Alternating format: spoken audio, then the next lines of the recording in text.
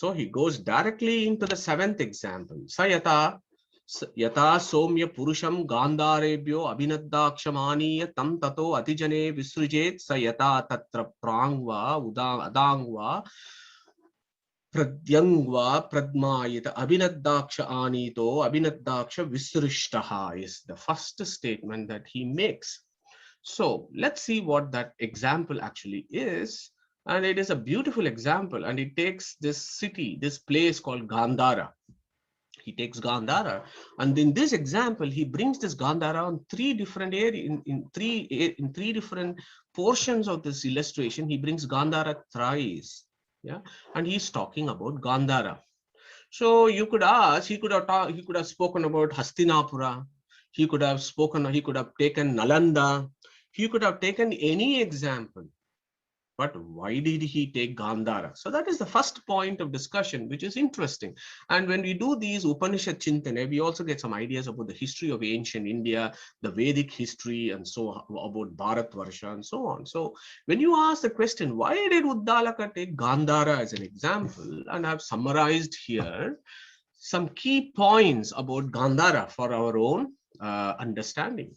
So Gandhara, as you know, is in the present day Afghanistan. Currently, it's called Kandahar, but in Vedic times, it was called Gandhara. Gandhara gets mentioned in the Rig Veda. We know Rig Veda is the first text of mankind, and Gandhara gets mentioned in Rig Veda. Again, tells you that at that point of time in the Rig Vedic civilization, Gandhara was very much evolved. And in fact, if you read that ancient Indian history, it talks about how Gandhara was the hub of the Indus Valley civilization. Yeah, so Gandhara gets mentioned in the Rig Veda. Okay, and it was the center of Vedic studies. I'm not sure if people are aware of it, but along with Nalanda and great universities, there were great seats of learning in Gandhara, center of Vedic studies. Ramayana and Mahabharata, of course, talk about Gandhara. Our Gandhari, the famous character, Dhritarashtra's wife, is from Gandhara, and that is why she gets the name Gandhari. Now, the great Sanskrit grammarian, Panini, he is from Gandhara. Would you believe it? Panini, the greatest of Sanskrit grammarians, and the modern Devanagari script and the way we read and understand Sanskrit uses Paninian sutras to understand the scriptures. So that great Panini was from Gandhara. Kautilya, one of the greatest Indian philosophers, was from Gandhara. And if you go to Zoroastrianism, the Persian religion, Zoroastrians, and they have this text, as you know, called Avesta. Ahura Mazda is their deity. They worship Ahura Mazda, and the Avesta describes that Gandhara is the sixth most beautiful place on earth created by Ahura Mazda. If you go to Huan Sang, a Chinese traveler who visits India, and in our school times when we did history, we have heard about Huan Sang and how he translated a lot of Sanskrit text into Chinese, and how he took all this knowledge from India to China, and at the same time brought knowledge from China to India, that exchange of thoughts and philosophies. And Huan Sang, he describes this area as a center for Buddhist learning. Yeah, and in fact, Gandhara was a center of arts, music, and architecture in the Vedic times up to 1000 AD. Yeah, Alexander the Great invades Gandhara and conquers this, and then Chandragupta Maurya takes the kingdom from him, and then he takes over Chandragupta Maurya, and it is from that period there is this Buddhist influence that comes to Gandhara. And now, of course, it is a deserted land of suffering at this point of time. And now, from history, when you read that Gandhara's history, after 1000 AD, the name Gandhara disappears from history for obvious reasons that you would know. Most of you would know. Let's not go there. But that is the history of the great Gandhara civilization from Vedas. And not surprisingly, our friend Uddalaka takes Gandhara as an example. And what does he say? Yata somya purusham gandharebhyo abhinaddakshamani tam tato atijane visruje. So what does that mean? So the illustration that Uddalaka is giving here is, he takes a man in Gandhara. Okay, so this man in Gandhara is being blindfolded. Yeah, he's completely blindfolded, and the blindfolding is so tight that this person cannot even remove the blindfold. So he's completely blindfolded, and he's taken away from Gandhara, and he's thrown into a jungle. I've just given an example of a jungle. It could be a desert for all that you know. So he's thrown into this jungle, this dark jungle, and he is completely blindfolded. So Abhinadha Aksham. So that is an interesting word. Abhinadha Aksham. Aksham means eyes. Abhinadha means very tightly blindfolded. And where was he brought? Atijane. Atijane means Atika Jane. Atika Jane means place where there are no people. Okay, which I think forest is a good example. It could be the desert. Visrujet, he came. Sa yata tatra prangva, udangva, adarangva, pratyangva, prajnayita, abhinadakshanito, abhinadaksha visrushtaha. So what does that mean? So Uddalaka says, this fellow completely blindfolded, he is brought into this jungle and he is left there. So this fellow now is shouting. So let's look at the previous line. Prangva, Udangva, Adarangva, and Pratyangva. So he is looking, he's blindfolded, he's turning his head, he's turning around east, west, south, north, he's looking up and down. He just does not have an idea as to where he is. And he is shouting. What is he shouting? Abhinadaksha Anito, Abhinadaksha Visrushtaha, please help me. Somebody has brought me into this jungle completely blindfolded. I'm so blindfolded. I don't know where I am. Please help me. So Uddalaka is, I hope we all now understand where is Uddalaka actually taking us. So this is the state of this fellow who has come from Gandhara. So then what happens? Some guy, some person who is very compassionate, who is walking through that jungle, he sees this fellow who is completely blindfolded and lost his way. And he says, Tasya yata abhinahanam praprucha. So this compassionate fellow then, what he did, abhinahanam pramucha prabruyet yetam disha gandhara yetam disham rajayiti. So this compassionate fellow, you know what he did, Shvetaketu? He untied the cloth that was around the eyes. He untied him and he said, don't worry, my friend. This is the direction to Gandhara. Go this direction. Go this direction. Yeah. So that person, that compassionate person, actually removes the darkness, removes that first sign of ignorance, and he removes that ignorance and says, this is the direction. Yetam disham gandhara, yetam disham gandhara vrajayiti. Go in this direction. So note those words, those sentences of Uddalaka is amazing to see the philosophy there and how Uddalaka is saying this.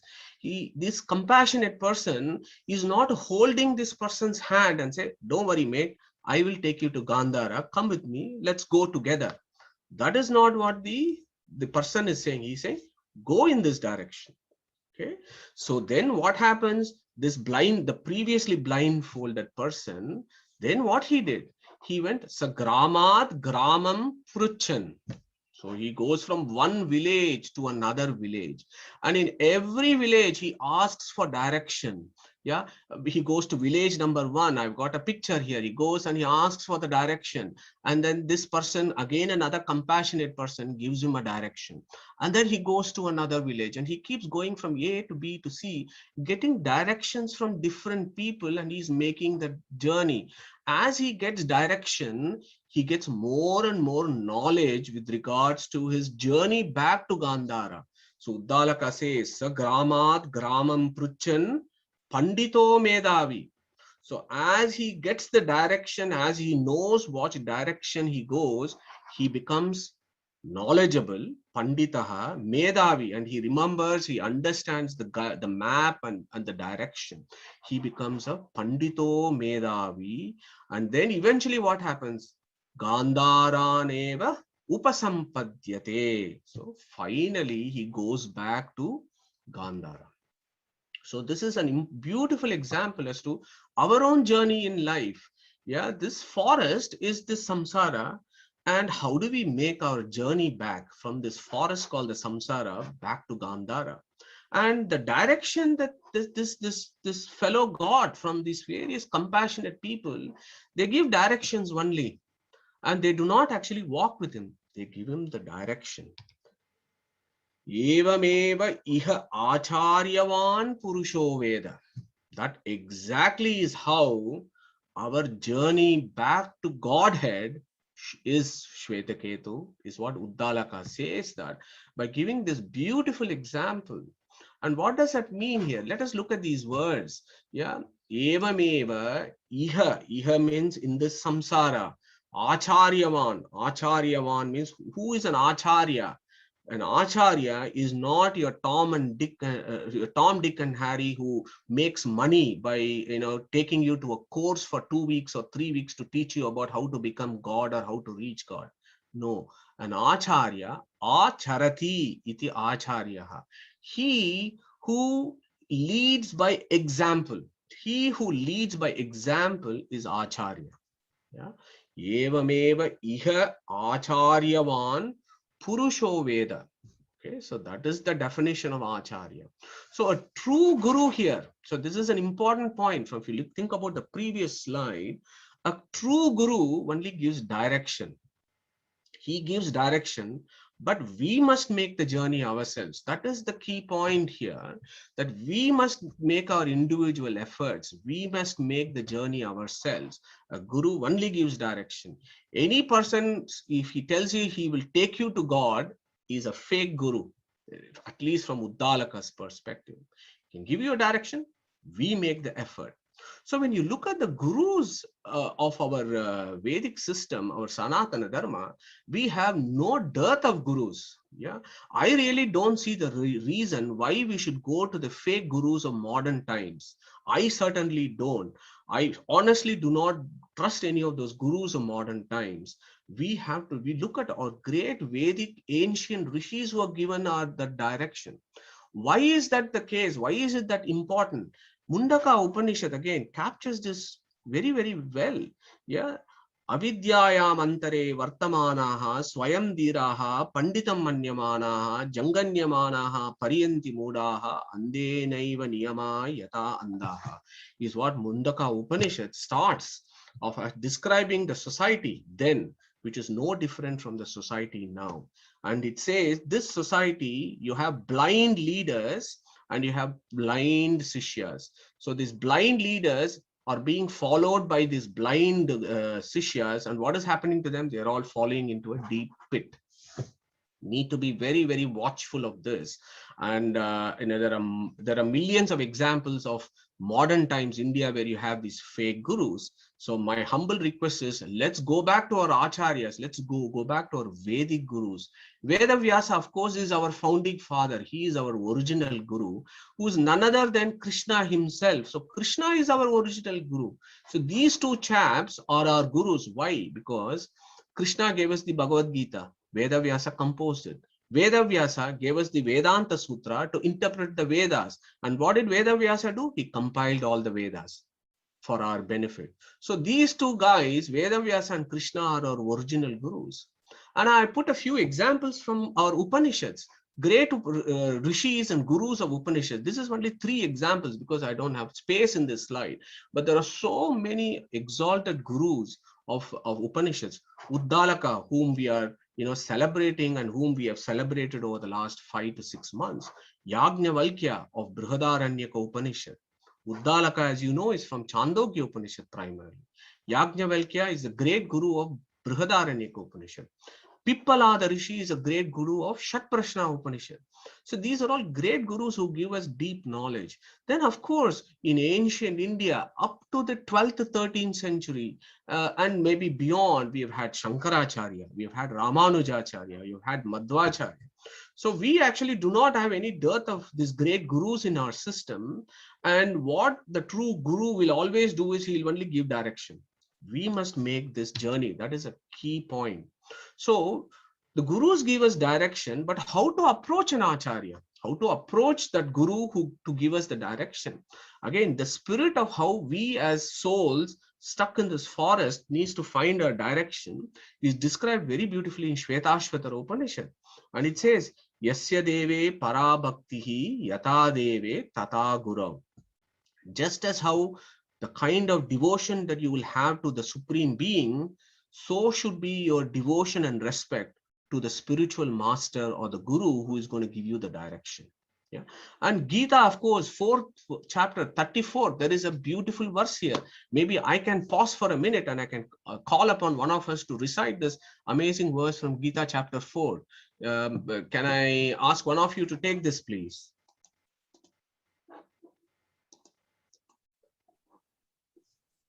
Hello? Yeah, Neetaji, go on. Tadvidhi pranipatena pariprashnen sevaya upadekshanti te jnanam jnaninastattvadarshinaha. Thank you, Neetaji. So look at the first line. Tadvidhi pranipatena pariprashnena sevaya. So Krishna is giving a clear system as to how one needs to approach the Guru. He says, go and fall at his feet, serve him, do whatever he asks you, be his servant. Unless you become a Guru servant, you will never become my servant. Serve your Guru. But don't leave this chap, yeah? Ask him question. Don't leave him. Once you catch hold of him, once you catch his feet, give him a hard time. Ask him all sorts of questions. Pariprashnena. Ask him difficult questions, complicated questions, controversial questions, and try and learn the Shastras, try and learn the ultimate truths. So both Shvetashvatara Upanishad and Gita is telling us how we approach our gurus. And from the previous slides, we've also understood that who a guru actually is. He only gives us direction. To the next slide. So I'm kind of given you here. So now what our friend Uddalaka does is, he gives you a next line. The next line is important, and I've kind of hidden here. So previously, what did he say? He said here, Evameva iha acharyavan purusho veda. And then he said, Tasya tavad eva chiran yavan vimokshe ata sampatsyata iti. Okay, so that line is very important. And in that line, he basically summarizes the whole journey that the souls make when they traverse this forest and they ultimately go to the Gandhara. We know from the illustration, just because the Guru has given the direction, this fellow who was blindfolded before is not instantly going to be taken to Gandhara. It takes time. He has to not only read, do understand the maps, and then get the knowledge, and then make the effort and travel through the forest. All these things take time, isn't it? So that act of going through the forest is our karma. The actions that we do, the knowledge that we do, the process that we take. So that is all is the activities that we do as jivas. And Uddalaka says, so you will also go back when you have learned the Shastras to your original abode, but it will take you some time. What is that time? Tasya tavadeva chiran yavan na vimokshe. Until the point where there are two things that need to happen. Number one, you should have exhausted all your karma. So let's go through this cycle and remind ourselves. Jivas always have linga sharira even in pralaya. When they come into creation, they acquire gross bodies, and then they get into this forest. And in this forest, they're constantly doing stuff, and they go through these cycles of birth and death in this forest. But the ones that decide, I don't like this anymore, I want to make for progress and I want to go back to Godhead, those ones would follow the teachings of Bhagavad Gita, would follow the teachings of Brahma Sutra and all the philosophies in our Shastras, and try and get rid of these karmas that actually make us entangled in this life and death cycle. So we may reach a point where we may not have any more karma left. Okay, that point is reached when you have what is called aparoksha jnana. So when you do all your scriptural studies, you gain some knowledge. So that is called paroksha jnana. But you as a soul, once your third eye is opened and you're able to go inwards and you start seeing your antaryamin, that is called the aparoksha jnana. At that point, Vedavyasa has actually done one whole work on it. In, as you know, in the 4th adhyaya, there is one pada called Karmakshaya pada, and he discusses how the karmas are all exhausted and how the karmas are destroyed by the Supreme. But there is this concept called the prarabdha karma. These are the karmas that you have started now experiencing. The ones that you have started experiencing, that you will have to finish. Yeah, that is finishing of the prarabdha karmas. And that is what it means. Tasya tavadeva chiran yavan vimokshe. So you have to wait for your moksha until you are exhausted. Not only you have lost all your bag of karmas, but you have also exhausted your prarabdha karmas. Then you go to Satyaloka, you sit with Chaturmukha Brahma, and you are with him and you're learning. You're still learning and doing your patas, and your Chaturmukha becomes our guru at that point. We're still doing our learning and you're waiting for the pralaya to happen. Okay, the current Brahma, as you know, his residence is in Satyaloka. He's currently 50 years and 1 day, and his day began 2.3 billion years ago. So that's a gist of what the time scales we are dealing with. So our Chaturmukha has now reached 100 years, and then the Mahapralaya happens. At that point, along with Chaturmukha Brahma, all these souls that have exhausted all their karmas will at that point shed their material coverings and cross over to the other side. So that is the Gandhara for us. Ata Sampadyata Iti. So in that line, again, our Uddalaka in his genius has summarized the whole process of Sanatana Dharma by taking that Gandhara as an example. So this is another way of looking at it. Gandhara is here. I've just taken this forest in Kishkinda, and then he would have come here. Maybe this fellow has to go back with all this. So how does he do? In the modern times, we would use a sat nav or a map or a guide to go back to Gandhara. And similarly for samsara, what you will do? You will do scriptures and gurus as your roadmap to go back to moksha. So the key message that Uddalaka gives in this example is Supreme can be seen through guidance. Although he is very subtle, although in that seed when you broke open, you could not see it. Although you could not bring back those heap of salt when I asked you to do so, you will still be able to see that subtle thing, that anima as he is celebrated as, that subtle thing, you might be able to see him through proper learning and guidance. So saya esha anima aitadatmyam vidam sarvam tat satyam sa atma tattvam asi shvetaketo iti. So he finishes that example 7.